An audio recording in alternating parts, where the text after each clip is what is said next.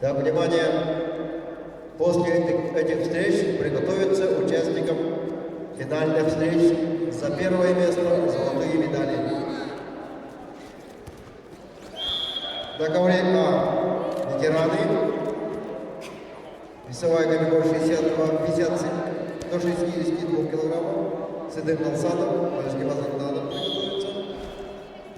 К выходу на ковер Б приготовится РТЕ Рамданову, Пурвол Мурдыееву.